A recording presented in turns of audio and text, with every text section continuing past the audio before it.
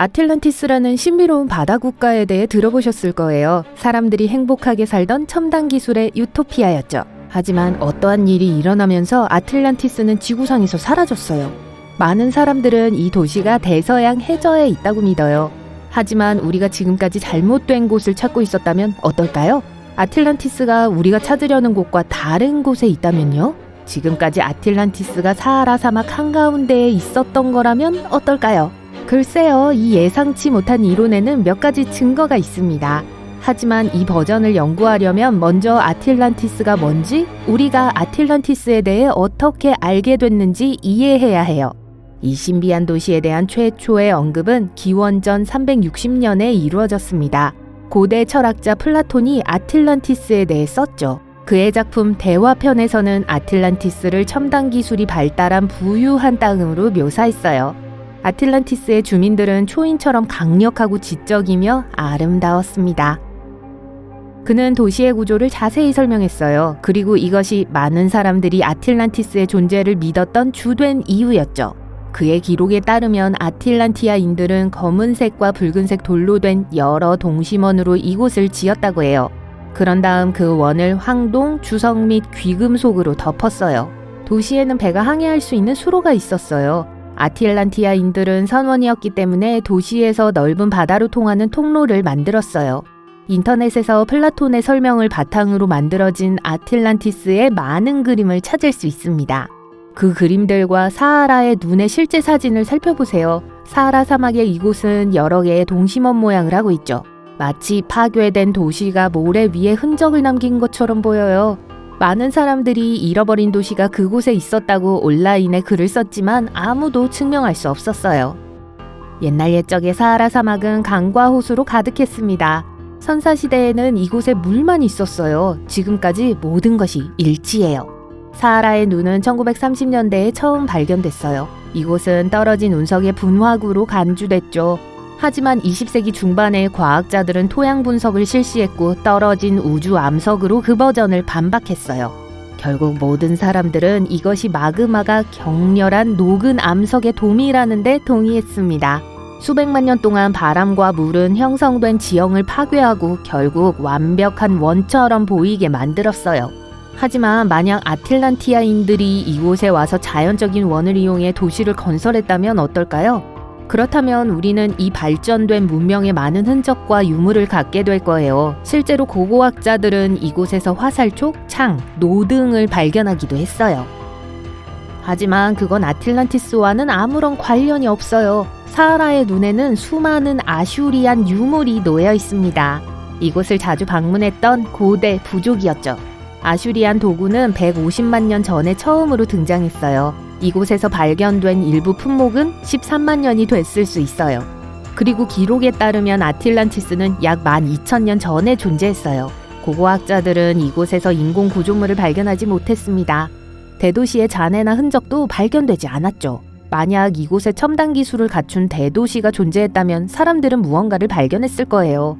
이 아이디어의 주요 지지자는 한 유튜브 채널이었습니다. 100만 조회수를 기록했고 많은 역사가와 인류학자들의 관심을 끌었어요.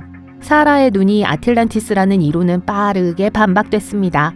사람들은 이 장소와 아틀란티스에 대한 설명 사이에 너무 많은 불일치를 발견했어요.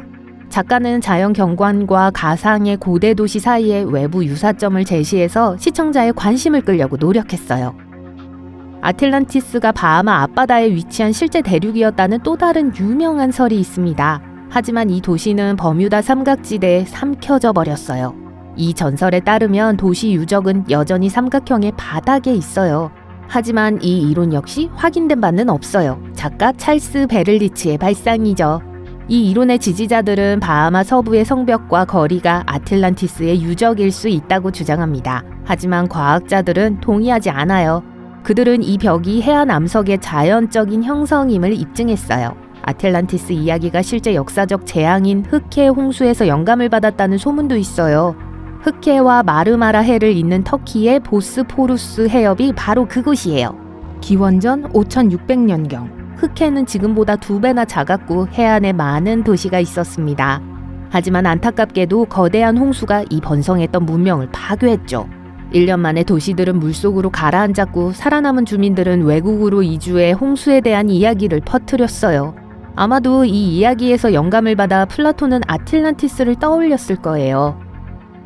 1950년대에 사람들은 또 다른 버전을 생각해냈습니다. 아틀란티스는 현재의 남극 대륙이었어요.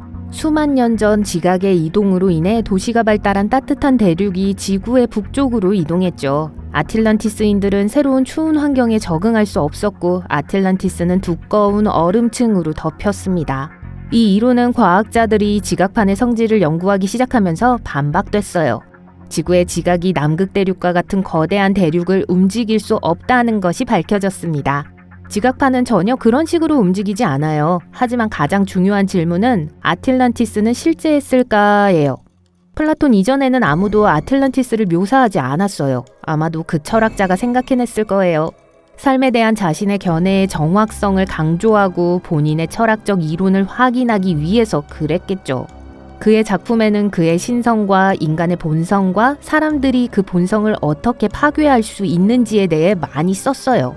그는 부도덕한 행동과 악습으로 인해 이상적인 사회가 쇠퇴하고 있다고 말했죠. 아틀란티아인들은 한때 유토피아를 건설한 도덕적이고 영적인 사람들이었습니다. 하지만 탐욕스럽고 비열해졌어요. 그들은 내면의 본성을 파괴했고 그 결과 도시가 파괴되는 것을 목격해야 했어요. 어느 날 밤 화재와 지진이 아틀란티스를 강타하고 도시가 바닷속으로 가라앉았습니다.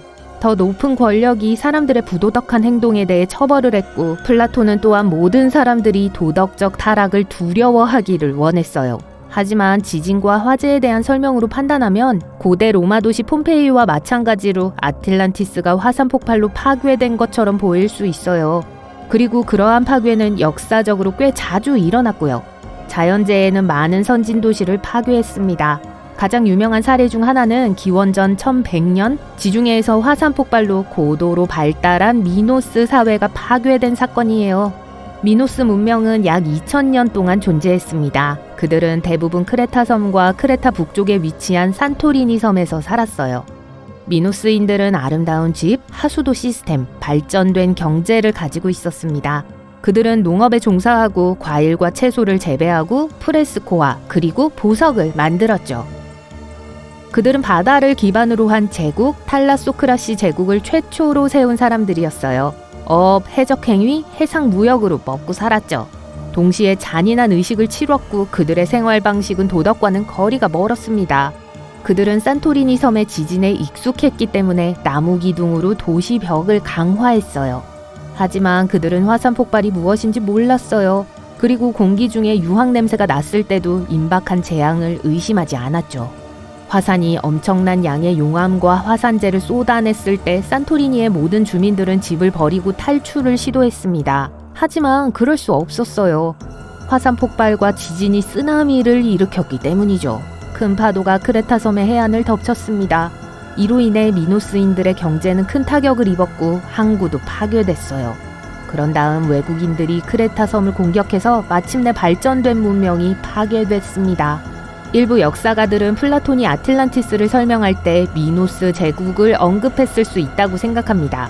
그는 그들의 예를 통해 부도덕한 행동이 사람들을 어떻게 파괴할 수 있는지 보여줬죠.